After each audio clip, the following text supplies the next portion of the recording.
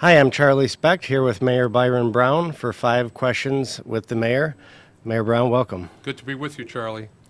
I want to start with taxes and snow removal. The last time you were here, you talked about, snow removal efforts and the idea that there is an increased expectation of snow removal, and with that might come an increase in taxes to pay for those services. This was given a dishonorable mention this week by City and State magazine. I wonder if you might sort of explain your thinking behind this and talk about what people might look at this and say, well, there's always been snow that's needed to be removed. Why is it different now? Some entities don't understand Buffalo weather, so over the course of an entire winter, there might be 50 to 60 inches of snow. That was over a period of several months. Now, in a period of several days, there could be 50 to 60 inches of snow. With changing weather patterns, we're seeing that while we might get the same ultimate amount of snowfall, instead of happening over months, it can happen over days. And so normal Buffalo snowfall, could be 4, 6, 8, 10 inches. We can handle that without a problem. But when you get 2 feet, 4 feet, 6 feet, that's something else entirely, and it requires a different type of response to meet the community's current expectations of wanting to have mains, secondaries, and residential streets plowed simultaneously. It requires us to bring in private contractors. The snowstorms that we had in January of 2024, which were pretty much over an 8-day period of time, we spent over $6.6 million, over $5 million of that on private contractors. And at the height of the two storms, when the majority of snowfall was on the ground, we had about 383 pieces of snow fighting equipment on the street for a combined total of over $80 million worth of equipment on the streets of the city of Buffalo. And, kind of off of this discussion, how would you characterize the state of the city's finances? The city's been criticized for using ARP money to plug budget gaps. And there's talk of, the next mayor, whoever that be, may have to raise taxes significantly. How would you say that you are, leaving the city whenever it is that you leave when it comes to fiscal responsibility? I've been mayor since 2006, have prepared the budget every year during that period of time. It's 2024 now, with another budget coming up. When I came into office as mayor, the city was in financial difficulty. There was a control board making the decisions about how money was spent. Wages of city employees were frozen. I was able to manage the city out of that circumstance. We've cut city taxes very deeply. When I came into office, our taxes were higher than most of the surrounding suburban municipalities and the other upstate cities. Now we are lower than surrounding suburban municipalities and upstate cities in terms of our taxes. We've seen significant residential and commercial investment based on the fiscal policy that I put in place in the city of Buffalo. The use of ARP funding to close budgetary gaps was completely acceptable based on the federal guidelines. And if you look at many municipalities across the country, that's exactly what they did. Buffalo didn't do anything different than other municipalities. We didn't think it made sense to give money to requests for funding for different things and not get the city's financial house in order. So we spent ARP money to strengthen the city's finances, to make sure that the city budget would balance. We've been able to do that. Now that money is just about expended. This will be the last year that we're able to use that money. And I think whenever I leave as mayor, the city will be in good shape fiscally. But I have to be honest, every budget is kind of a struggle. Things go up every single year. As we get ready to put together this next year's city budget, we have a circumstance where every expense has gone up. Nothing has gone down. You have to pay for that. Snow removal is just one of those expenses, but it's not the main driver. It's all of the expenses together that will drive what we need to do to balance our budget. But I've been a fiscal conservative. I've been very fiscally responsible in how we have managed the city's finances, and that won't change. You mentioned your future, and for whatever reason, your name seems to come up every time, a big position is open. I've had a lot of people come up to me and say, well, gee, does he want to still be the mayor? Why is his name, keep surfacing? How do you respond to that sort of thing? Definitely still want to be mayor, and I'm still working 7 days a week for the residents of our community. It's important when you are mayor to be focused on the job 24/7. I have been focused on this job 24/7 since 2006. So I am very focused on doing the job as mayor. I think it is an honor that when major management jobs come up in the city and region, people put my name out there. It's not because I've put my name out there, it's because other people have put my name out there.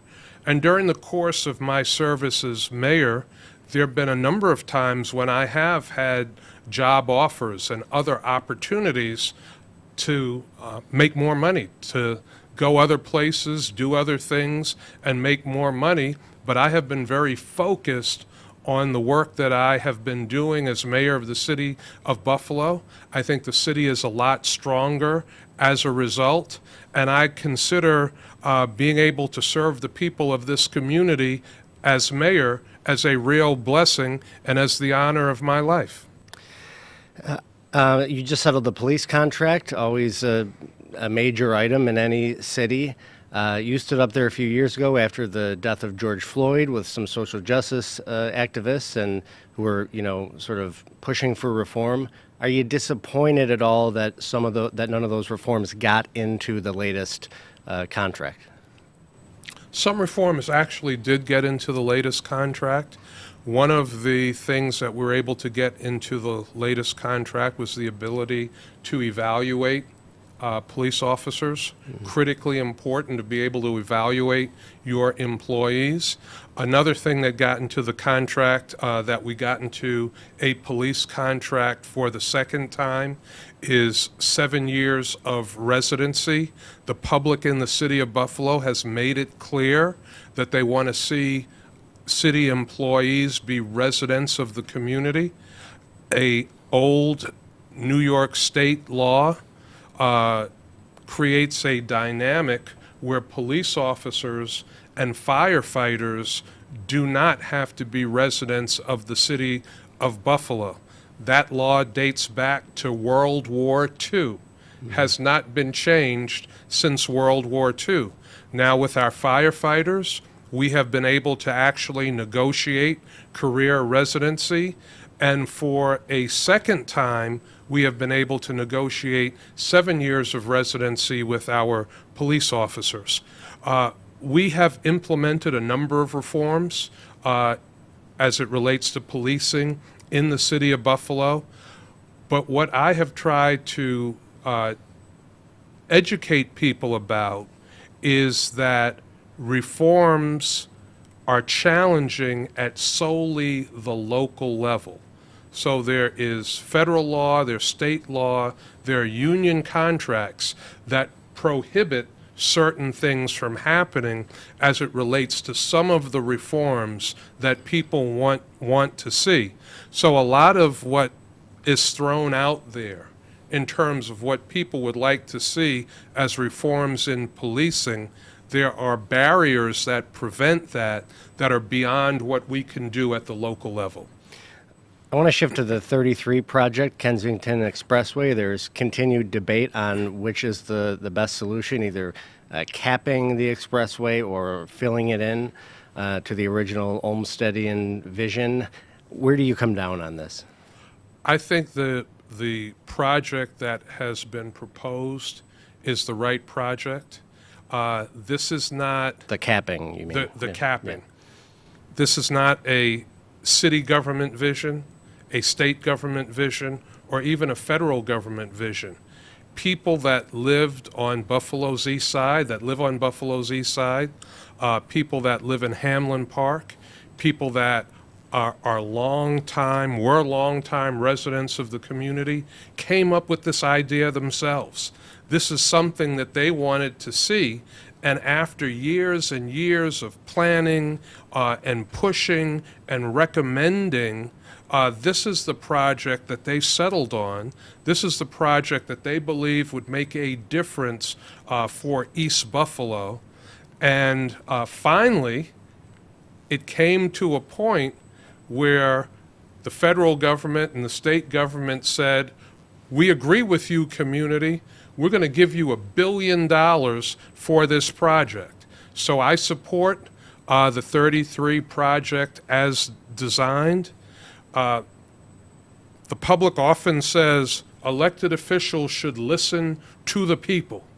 They should listen to the people. And then when you listen to the people, then some people come up and say, that's not good enough.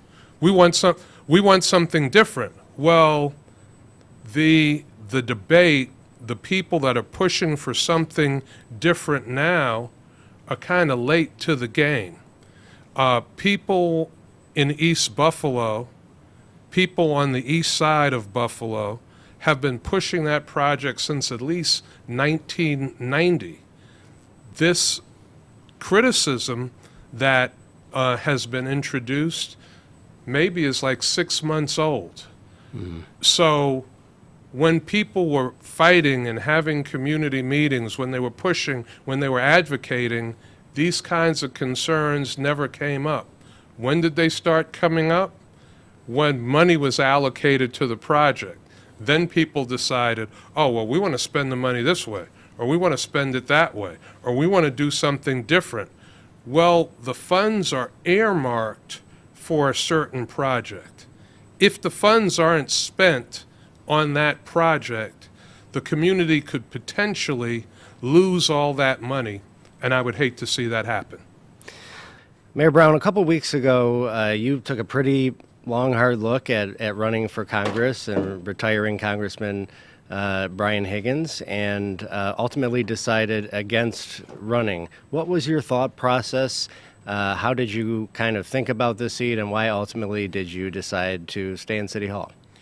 My thought process is the U.S. House of Representatives seems to be broken in many ways. There is an extreme left and an extreme right. Those extremes seem to have a very difficult time in working together and getting anything done in the best interest of the American people. I think we need people that are more in the center, more moderates, more centrists, who will fight to bring our politics in this nation back to the center. That's what I was thinking. That's what I knew I could bring. But discussing it with my wife and family, family considerations were such that it just was not the right move for my family at this time. My wife, Michelle, and I are helping to raise 2 young family members. They're 6 and 7 now. They were 3 and 4 when they came to us, and we take that responsibility very seriously, and just determined that based on the needs of the family, me putting the kind of time into a congressional run and then congressional service was not what I should do at this time for my family. Do you think you are going to run for a sixth term? You know, it's possible.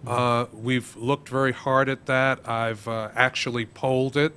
I feel comfortable that I could win a sixth term if I decided to run for a sixth term.